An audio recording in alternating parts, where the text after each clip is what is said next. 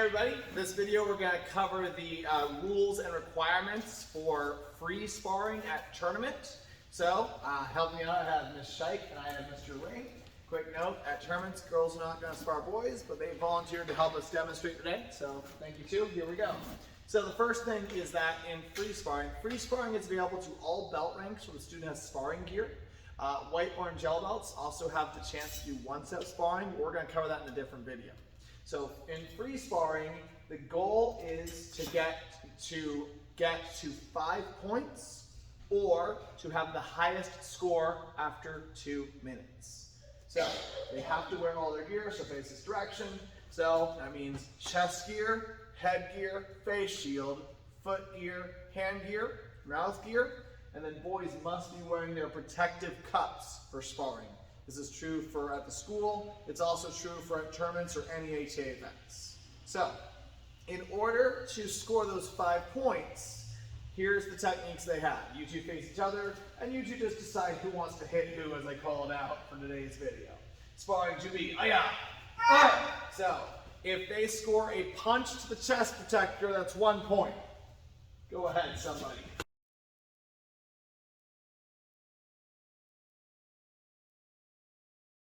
If they score a kick to the chest protector, that's 1 point.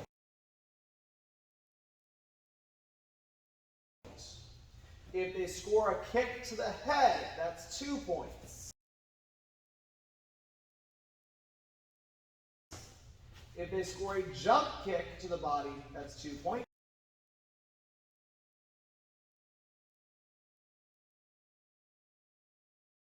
If they score a jump kick to the head, that's 3 points.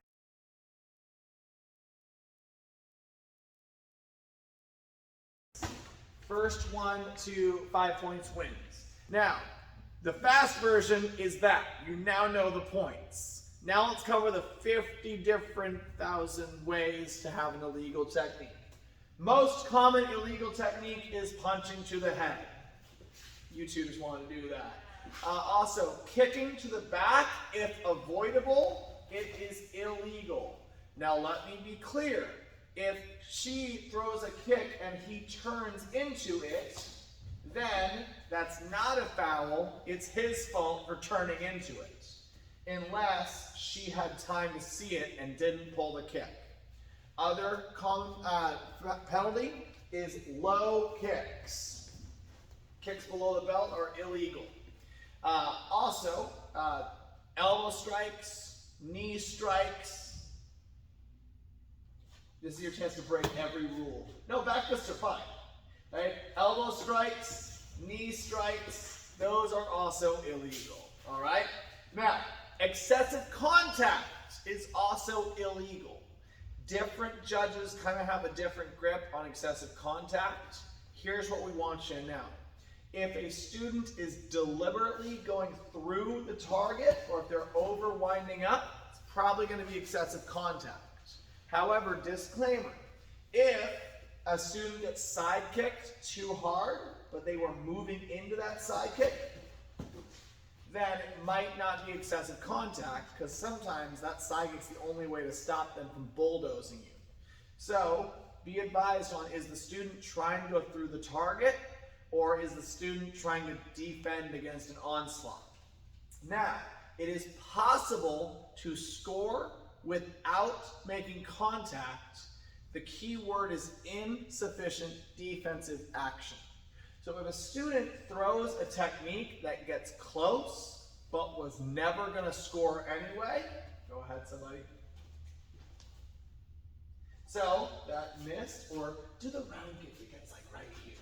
So if they throw a technique that was close, but was never going to score anyway, it doesn't matter that Mr. Ling took no defensive action. He didn't need to. He read the distance right. But if we can tell that Ms. Scheich did not make contact, but that she pulled the kick, go ahead. So she didn't make contact, but she couldn't have scored anyway. So if she got right here and stopped, didn't make contact, and then pulled the kick, and Mr. Ling did not defend, judges may call that as a point. And the reason is we know if we don't call that as a point, she's going to take his head off next time because she wants those points. Because Miss Shike's pretty crazy. Like, oh my goodness. Oh man. Anyway, so that's on sparring. Next thing we need to cover, another illegal thing, is students cannot grab. So right here, if she throws a round kick and he grabs that thing, that is also illegal. Okay? Now, there's two types of penalties in sparring. There's contact penalties and there's non-contact penalties. For example, right here, if Miss Julian punches towards her head but doesn't touch, then judges may say break and they might call a warning. If it's a non-contact penalty, the first offense is a warning, the second offense is a point to the other person, and we're just going to keep awarding points to that person if they keep making that non-contact penalty. Another penalty is deliberately running out of the ring. So right here, if Miss Shike is suddenly scared of Mr. Ling, and Mr. Ling throws her, she runs away out of the ring. The first time she does that, we're kind of scratch our head for a second. The second time she does that, we're thinking, no, that's a foul, that's a warning. And the third time he does it, it's a point in this direction.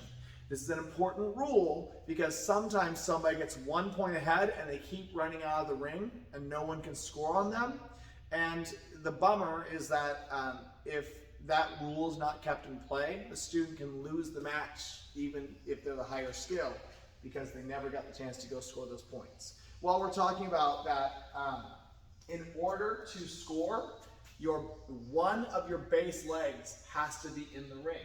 So right here, if Miss Shike is almost out of bounds, but has 1 foot in, and she throws a punch, that counts right there. But if she has both feet out of bounds and she punches, then that does not count. What Mr. Ling throws does count, but what Miss Shike throws does not. So Miss Shike's gonna have to work hard to get back in the ring, all right? And Mr. Ling, if he's a friendly competitor, will let her back in the ring. But if they are driven competitors, he's going to try and hold that advantage. So students have to know where the ring is in order to score. One more thing for sparring before we continue is, I think we covered the ring, or we covered the time. Let's go over what judges do. So after break is called, any of the 3 judges, you guys are judges, come on in. Sir. Our audience, our studio audience. So you guys are on those ends right there. So right here, there's 3 judges, and judges will call different things based on their viewpoint. Someone hit someone. Right. So judges score. So we might call a point that direction, but another judge might think, I didn't see it. Go ahead, I didn't see it. I didn't see anything. Well, no, hold up your hands like this, new kid. All right, anyway, so this video is going live. So right here, a judge has to be able to see it to call it. If the judge heard it and thinks it went that direction, but didn't see it, they can't call it. So you might see judges throwing different calls, no see, 1 point, 1 point. You might see judges throwing different calls. And it doesn't mean that any judge is right, wrong, good, or bad, or anything like that. They're going to call what they see from each angle. Thank you, guys. So, you guys, I will now dismiss you. I'll keep talking to the video camera. Thank you for your help. Go ahead. So, you're going to see the judges call different calls. So, for example, they might call 1 point red, 2 points red, 3 points red. They might call 1 point white, 2 points white, 3 points white. You might see them call no see. You might see them call warning red or warning white. You might also see them do this. Some people call this block. What this really means is no points. So if a judge sees someone say break and they think, oh, I don't think it was a point, it was too far away, even if it wasn't blocked, they might still call this. It means no points. So that's what you'll see judges call in free sparring. All right? Next video, we're going to cover combat stick sparring. We've got the team getting ready now, and we'll go over how the rules change a little bit for combat stick sparring. Thank you, guys.